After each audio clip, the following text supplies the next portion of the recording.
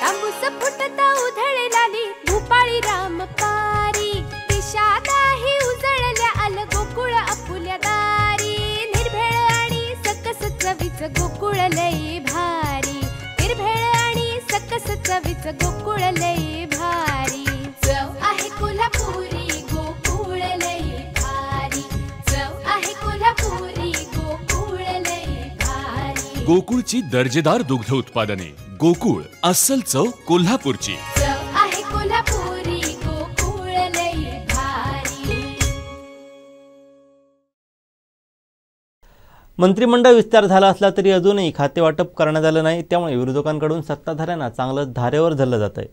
याबाबत मंत्री आणि शिंदे गटाचे प्रवक्ते आमदार दीपक केसरकर यांना विचारलं असता ते काय म्हणाले पाहूयात। शिंदे साहेबांचं जे जबरदस्त स्वागत झालेलं आहे ते आपण सर्वांनीच बघितलेलं आहे।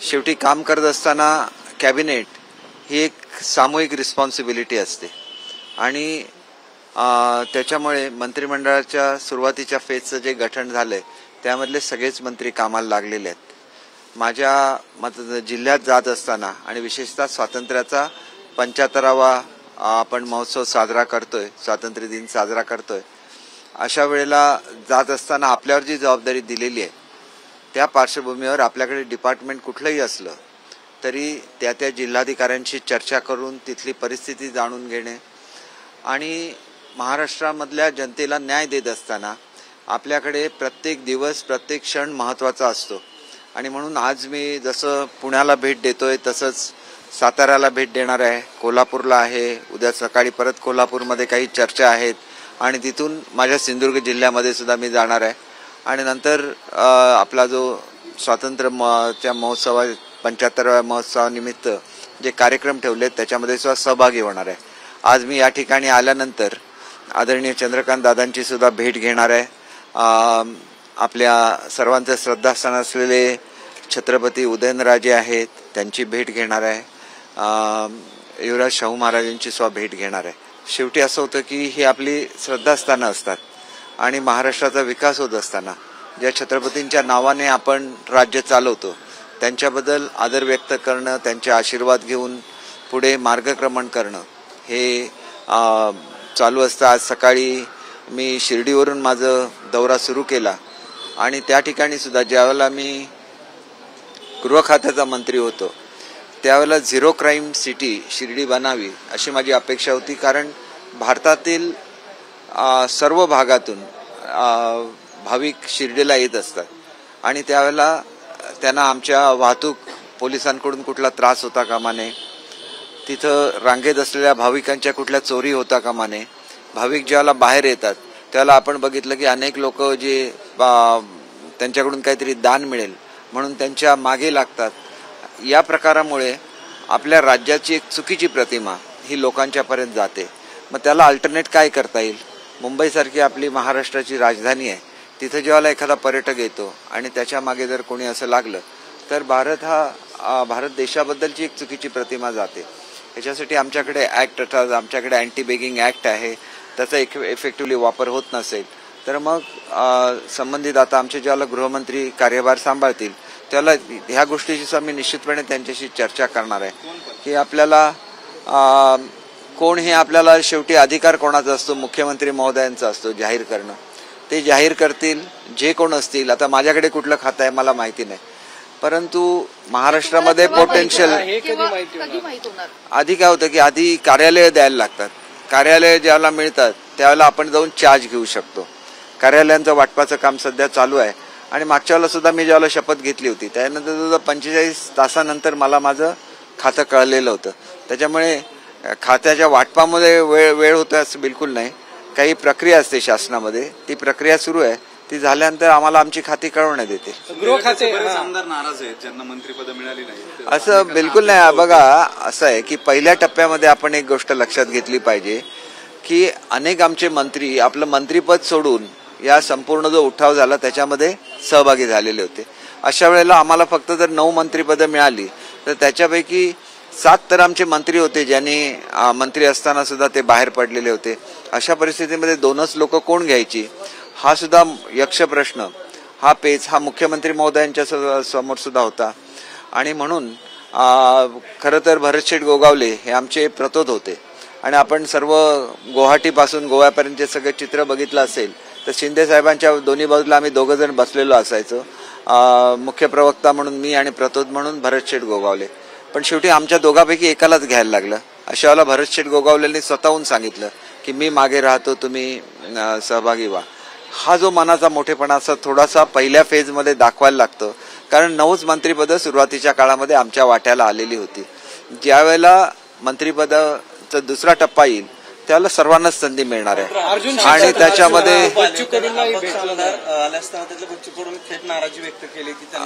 एक गोष्ट अशी होती की आमच्याकडे 2 अपक्ष मंत्री होते आणि 2 मंत्र्यांपैकी एकाच मंत्र्याला घेतलं असतं तरी त्याच्यातून एक वेगळा संदेश हा जाऊ शकला असता. बच्चू कडू हे खरं तर ज्येष्ठ आहेत, ते एका पक्षाचे अध्यक्ष सुद्धा आहेत, आमचे अत्यंत प्रिय असे ते आमदार आहेत. त्यांचा योग्य तो मान दुसऱ्या टप्प्यामध्ये ठेवला जाणार आहे तसं आम्हाला मुख्यमंत्री महोदयांनी सुद्धा सांगितलेलं आहे.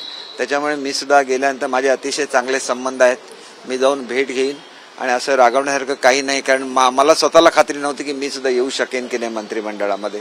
एवढी अगदी पोझिशन होती की संख्या कमी होती.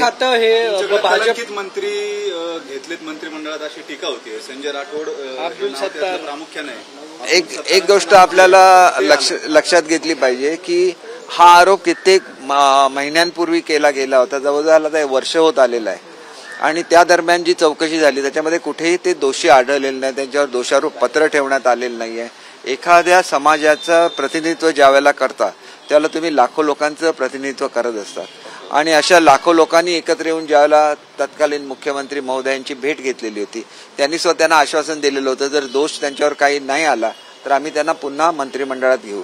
त्यांनी आपलं वचन पूर्ण केलं नसलं तरी हे एक बंजारा समाजाला दिलेलं वचन, महाराष्ट्राच्या मुख्यमंत्र्यांनी दिलेलं वचन होतं आणि त्याची पूर्तता व्हायला पाहिजे. जर त्यांच्यावर काही दोष आढळला पुढच्या काळामध्ये, एक तर असं आहे की कुठलंही प्रेशर हे पोलीस डिपार्टमेंटवर येणार नाही. याच्यापूर्वीच त्यांच्या विरुद्ध काही आढळलेलं नाही, त्यांचा याच्यामध्ये हात आढळलेला नाही. परंतु महिलांच्या बाबतीत आम्ही एवढे आमचं बघण्याचा दृष्टिकोन वेगळा आहे, त्यांना न्याय मिळाला पाहिजे ही आमची भावना असते आणि त्याच्यामुळे चित्रा वाघजी असं म्हणत असतील की ह्याच्यामध्ये अधिकची चौकशी झाली पाहिजे तर ती चौकशी सुद्धा होईल आणि त्याच्यामध्ये आम्ही आपल्याला खात्री देतो की निपक्षपातीपणे ती चौकशी होईल. परंतु जर ते दोषीच नसतील तर मग त्यांना मंत्रिमंडळातून लांब ठेवावं असं का म्हणण्यात येतंय हा सुद्धा भाग आहे. दोषी आढळले असते निश्चितपणे त्यांना घेतलंच नसतं ना आणि हा प्रश्न वारंवार विचारला जातोय. बघा, विरोधकांकडे आता काही मुद्देच शिल्लक राहिलेले नव्हते. अगोदर काय म्हणायचे की याच्यातले 15 लोक परत येणार, 20 लोक परत येणार. प्रत्यक्षात ज्यावेळेला आम्ही परत आलो त्याला असलेल्यामधला एक कमी झाला आणि आम्ही जर एकत्र राहिलो तर आणि कितीतरी लोक कमी होणार आहेत, कारण लोकांची कामं होत नव्हती ती त्यांची सुद्धा कामं होतच नव्हती ना आणि नाराजी त्यांच्या मनामध्ये सुद्धा होती. परंतु उठाव करायला एक धैर्य लागतं, प्रसंगी ते धैर्य ते दाखवू शकले नाही, नाहीतर सगळेच्या सगळे 1-2 वगळता सगळेच्या सगळे आमदार या उठावामध्ये सहभागी झाले असते याची मला खात्री आहे. सर, आरेवरून फडणवीस यांनी प्रत्यक्ष उद्धव ठाकरेंवर यांच्यावर टीका केली आणि युगो उद्धव ठाकरेंचा यामध्ये आढा आला.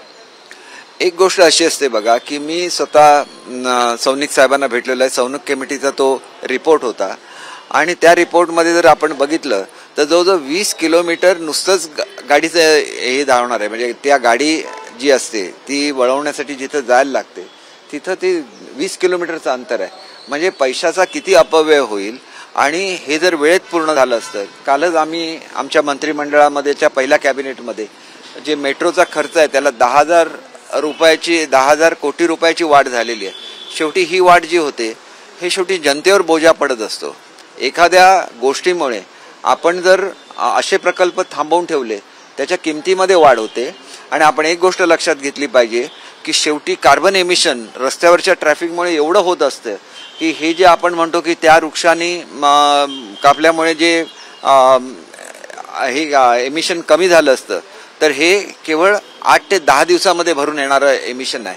म्हणजे वर्षभरामध्ये किती कार्बन एमिशन जर मेट्रो सुरू झाली नाही तर होईल आणि त्याचा पर्यावरणावर केवढा प्रचंड परिणाम होईल याचं आपण लक्षात घेतलं पाहिजे. आणि दुसरं, सुप्रीम कोर्टाने याच्या बाबतीतली परवानगी दिलेली होती आणि ज्याला आपण एक झाड कापतो त्याला आपण 10 झाडांची लागवड सुद्धा करत असतो. शेवटी अनेक वेळेला आपण बघा आपलं एअरपोर्ट होत असताना त्या ठिकाणी मॅनग्रोव्ह सुद्धा काढण्याची परवानगी दिली, परंतु 100 कोटीचा मॅनग्रोव्ह फाउंडेशन सुद्धा त्या ठिकाणी निर्माण झालं.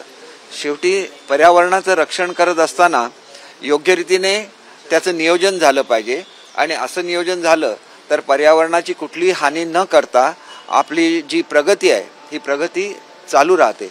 शेवटी प्रगती ही सर्वसामान्य जनतेसाठी असते आणि पर्यावरण सुद्धा सर्वसामान्य जनतेसाठीच असतं आणि म्हणून पर्यावरणाचा जर तुम्ही विचार केला तर मागच्या काळामध्ये आमचे जे वनमंत्री होते मुनगंटीवार साहेब यांनी कोट्यावधी वृक्षांची लागवड केलेली होती. संपूर्ण कोकणसह जगभरातील ताज्या घडामोडी सर्वात प्रथम पाहण्यासाठी कोकणचं नंबर 1 महा चॅनल कोकण 7 लाईव्हचं YouTube चॅनल सबस्क्राईब करा आणि लेटेस्ट अपडेटसाठी बेल आयकॉन क्लिक करा.